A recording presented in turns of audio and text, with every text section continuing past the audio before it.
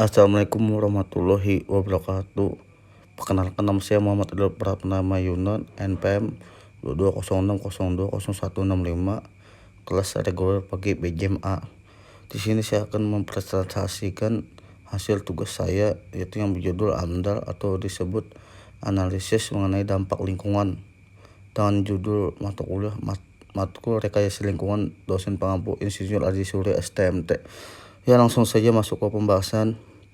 Awal mulai AMDAL ini berasal dari Amerika Serikat sekitar tahun 1969 pada The National Environmental Policy Act of 1969 atau lebih dikenal dengan nama NEPA 1969.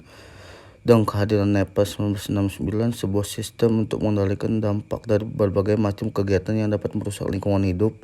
Sistem tersebut dibuat dalam berbentuk kebijakan dan peraturan. Hingga saat ini sistem yang mengatur tentang dampak pembangunan yang dapat merusak lingkungan hidup tersebut mulai digunakan oleh banyak negara termasuk Indonesia. Dalam Kamus Besar Bahasa Indonesia KBBI, AMDAL adalah penilaian dampak positif dan negatif dari perencanaan sebuah proyek pembangunan yang melingkupi aspek lingkungan, sosial, dan ekonomi. Dengan demikian dapat dikatakan bahwa AMDAL adalah suatu hasil studi atau penilaian yang terhadap pembangunan yang dapat bersifat positif berdampak baik terhadap lingkungan dan bersifat negatif berdampak buruk terhadap lingkungan. Tujuan AMDAL: memberikan masukan tentang perencanaan suatu kegiatan usaha atau pembangunan, memberikan informasi kepada masyarakat tentang pengelolaan lingkungan hidup, memberikan izin usaha atau kegiatan, menjadi acuan perencanaan pembangunan pada suatu wilayah. Manfaat AMDAL: AMDAL untuk pemerintah sebagai bentuk tanggung jawab pemerintah dalam menjaga dan mengelola lingkungan hidup.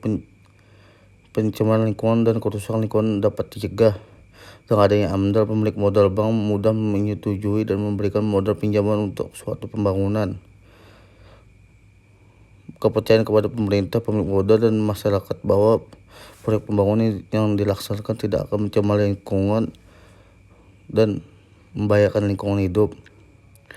Jenis AMDAL: AMDAL tunggal. AMDAL tunggal adalah suatu bentuk usaha atau kegiatan yang dimana kewenangannya dipegang oleh suatu instansi atau perusahaan yang sangat memahami tentang usaha dan kegiatan yang sedang dilakukan.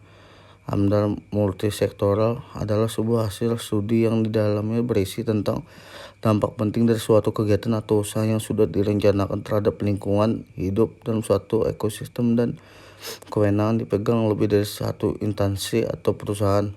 Kesimpulan: AMDAL sangat penting untuk dilakukan sebelum melakukan pembangunan karena untuk mencegah terjadinya kerusakan lingkungan. Apabila terjadi kerusakan lingkungan akan memberikan dampak buruk bagi makhluk hidup, bahkan bisa menggagalkan suatu pembangunan. Oleh karena itu, bagi instansi atau perusahaan yang ingin melakukan pembangunan wajib memerhatikan kondisi lingkungan dan membuat AMDAL.